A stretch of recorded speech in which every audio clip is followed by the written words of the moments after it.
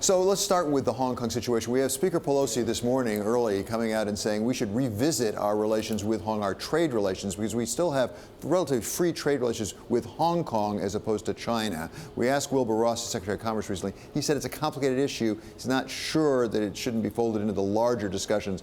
What is your position on how the United States should be reacting to what's going on in Hong Kong? Well, first, I think China is making a mistake by not allowing Hong Kong to continue to be that sort of beacon of free enterprise and to be really an entry point for the United States and other countries, particularly European countries.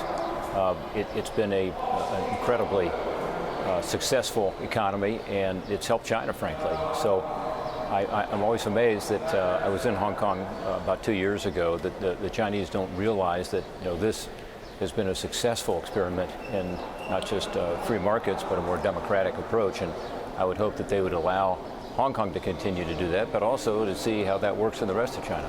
As trade representative in a former life, you negotiated some of these big, complicated international trade deals.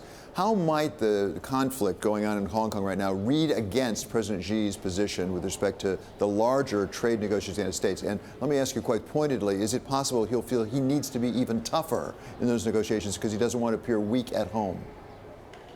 Well, I don't know. It's a complicated domestic, internal political situation, I imagine, with President Xi. But the bottom line is the United States and China need to have a mutually beneficial trade relationship. It's really important for both countries. And it needs to be sustainable, and it's not now, because you look at what China has done, not just to the United States, but to all their other trading partners, which is they haven't played by the rules with regard to subsidies, with regard to intellectual property, specifically the licensing agreements, the joint venture agreements that they require. We don't require that in our country, nor do other countries around the world.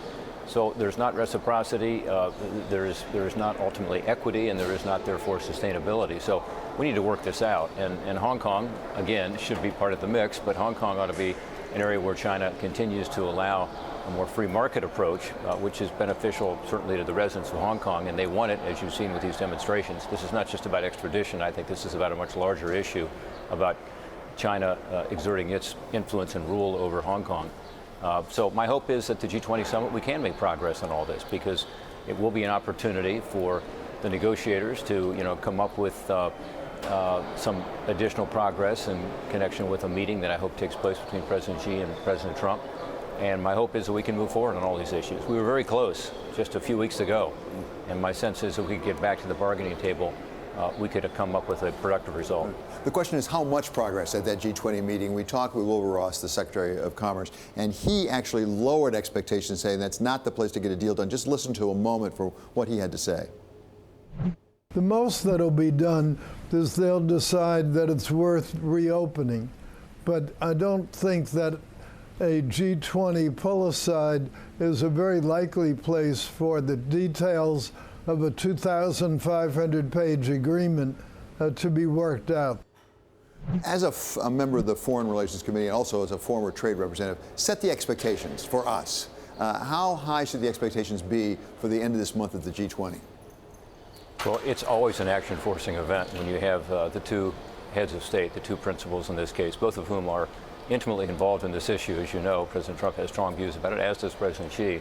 So I think it's a good thing they're meeting. I think it's a good thing that they have the opportunity to talk about these issues. And again, it'll force the negotiators, at a minimum, to summarize where we are and to figure out, how we can make some additional progress. So my hope is that it will lead to the kicking off of talks again. It will have more detailed discussions, both in Beijing and here in Washington, and we come up with a resolution. But again, as I said earlier, China needs to realize this is not just about the United States, and we need to bring other countries into this more for that reason. It's about Japan, it's about the EU, it's about other countries in Southeast Asia, it's about other trading partners who share the same concerns we do about the issues. It's about the imbalance in trade, about the subsidies, about the intellectual property, the transfer of technology. So there are opportunities here for us to use this as an action-forcing event to get more focus on the talks again and to make some progress. Senator, as you know so well, China's not the only trade issue pending right now in front of the United States, in front of the Congress, actually. Let's talk about the USMCA, the successor to NAFTA.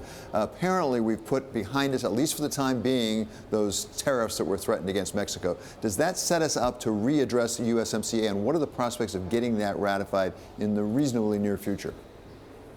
I think the decision between Mexico and the United States to come up with an agreement to avoid the tariffs, which, as you know, David, I felt were self-defeating, was great. And I think that will help, and it should be a momentum builder for the USMCA, which is a really important agreement for us. The International Trade Commission has said it will create another 170,000 jobs here in this country. It's very important to Ohio because we have a lot of manufacturing jobs and auto jobs that are going to benefit from it. It's very important to our farmers, particularly with the uncertainty in the China market. The Mexican market, the Canadian markets are our two top markets for Ohio agricultural products. So this is when we need to get across the finish line. I think we've still got some work to do, frankly. And I think what we need to do is be very clear with the American people and with the members of Congress who are on the fence on this, that the choice is binary. It's, do you want to stick with the U.S. agreement with Mexico and Canada now, called NAFTA, the North American Free Trade Agreement, or do you want to move forward with this new agreement called the USMCA, U.S.-Canada-Mexico agreement? If we don't move forward with the new agreement, we're stuck with the old one. And it is not good for the United States in a number of different regards. First, it's 26 years old, has to be updated. It doesn't include things like the new modern internet economy. It doesn't include any labor reforms. It doesn't include any environmental or labor protections. It doesn't include the kinds of things that will lead to more jobs being created here in the auto sector and elsewhere because of the rules of origins that are in there. So there's a lot of good stuff in there to protect intellectual property, to protect American jobs. So the choice is either status quo, which is existing NAFTA, or the USMCA, the new agreement. And my hope is that we can get the votes in the House and Senate and get it done here before the August break.